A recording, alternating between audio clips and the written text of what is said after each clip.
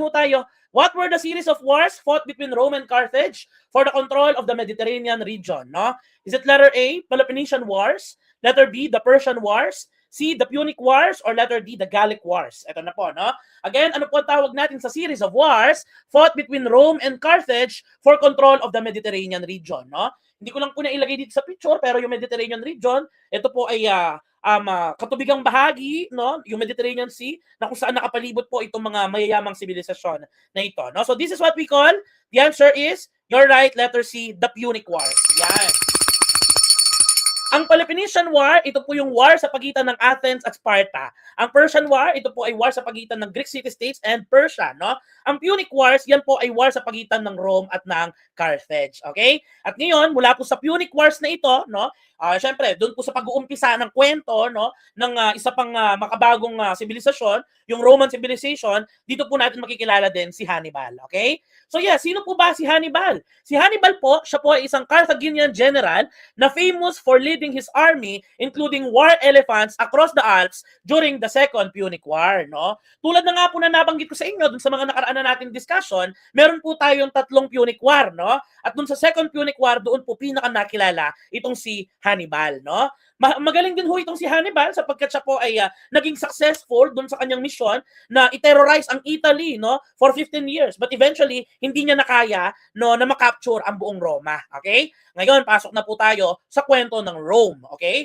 So, if Greece will give us, okay, if Greece will give us democracy, Rome would give the world what we call the Republic. Okay? So yung Republic na ito, eventually, ano po yung pinagkaiba ng demokrasya at republika? Demokrasya, ito po yung it is the rule of, by, and for the people. Kumbaga, ito ay pamahalaan, no, ng mga mamamayan. Ang kapangyarihan ay nasa mga mamamayan. Kaya nga po sa Greece, no, sila po yung nagregalo ng demokrasya, kapag meron silang decision making, nag-uusap-usap sila. Nagmi-meet yung mga kalalakihan, no? Nagde-debate sila. Yan ay ginagawa nila sa mga agora, sa mga marketplaces, sa mga public places to inform their decisions, no? Ngayon, itong Roma, no? Of course, i-adapt nila most of the culture of the Greeks, no? Pero in terms of government, mas makikilala sila dun sa idea ng republika. Na eventually, from a republic, itong Roma na ito ay papasok dun sa kwento ng imperyo. Dito din po papasok, eto na, no? Itong famous, no, itong famous na karakter, no, ng ating Roman Republic, eventually will attempt, no, to of course, create or establish his empire. Ito po ay walang iba kundi si Julius Caesar, okay? Parang kumbaga siya isang nagkaroon ng mapanganib, di umano, sabi ng Senate noon, no? So, meron silang republika noon at ito po ay characterized by having a Senate. Senado, gaya po na meron tayo ngayon, ng mga magagaling na kalalakihan, no? Mapapansin nila, no, na magiging threat itong si Julius Caesar, no? Sa ating republika dahil mag-a-attempt siya na gumawa ng imperyo, no? So, yeah, sino nga po ba itong si Julius Caesar? He is an accomplished military general and a cunning politician. And you know what, ladies and gentlemen? He became an idol to the Roman people. Inidolo siya, no, ng maraming Romano noon at naging bahagi nung tinatawag natin na First Triumvirate. Okay? Yung pong First Triumvirate na ito, i-enumerate ko mamaya kung sino nga po ba ang mga naging bahagi nito, no? And then, eventually, okay, parang kumbaga, siya po ay, dahil magiging malaki yung influence niya, eventually kakalabanin din siya ng Senado, no? Malalaman natin na magkakaroon din po siya ng romance, no, dito kay Cleopatra, okay? Siya po ay magiging isang sinasabi ng Senado na siya po ay magiging isang dictator, okay?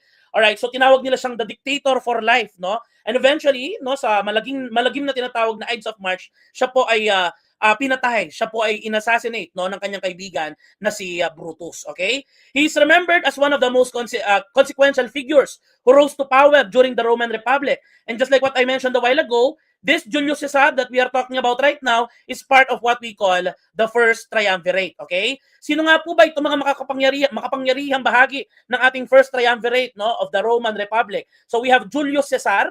He is the one recognized for expanding the Roman territory. Doon sa kanyang kagalingan sa pag-expand ng Roman territory, doon siya inidolo ng mga tao, okay? Sige, ganun ho yun. Aside from that, we also have Pompey, okay? Itong Pompey na ito, siya po yung isang military leader and statesman din. At tulad nga po ng nabanggit ko kanina sa inyo, no? Magkakaroon tayo ng magkakaroon ng tsansa na magkakagiitan itong si Julius Caesar at si Pompey. Sapagkat si Pompey ay ipapadala naman ng Senado, no, ng Senate of the Roman Republic para po i-challenge, no, itong lumalaking kapangyarihan ni Julius Caesar. And then of course we have Crassus, okay? Itong si Crassus, he's the wealthiest man in Rome back then, no? And of course being the wealthiest man, siya po ay nag-provide ng financial support, no, to the first triumvirate. For the second triumvirate, we have three famous people. Sino po yung mga ito? Number one, we have Octavian, no? Si Octavian ay magpapalit ng pangalan. Sige nga po, sino po nakakaalam? Ano po yung susunod na magiging pangalan ni Octavian, no? And by the way, itong si Octavian na ito ay magiging adopted heir, no? Nito pong si Julius Caesar. So this is, alright, Octavius. Oh, what else, no? Siya po ay magiging si, yes, ang galing Sir Roy. Siya po ay magiging si Augustus Caesar, okay? So yes, si Augustus Caesar, no, ay magiging adopted heir nitong si Julius Caesar, no? And eventually will become the first emperor of Rome, okay? Aside from that, we also have in here for the second triumvirate, Mark Antony, no, which is famous for his alliance and romance with Cleopatra. So makikita po natin, ayun na, okay? Si Julius Caesar yung unang magiging o magkakaroon ng romansa dito kay Cleopatra. Eventually, ang pag-iibigan ay may papasa dito po kay Mark Antony, okay? And of course, yes, siya din po ay isang Roman general, no? And a loyal supporter of Caesar. And the last part of the triumvirate, ito naman pong si Marcus Aemilius Lepidus, no? Eventually sidelined in the power struggle, no? So, we're glad dahil hindi naman pinapa-enumerate so far ng board exam itong first and second triumvirate. So, we just discussed them so that you would know, you would get an idea.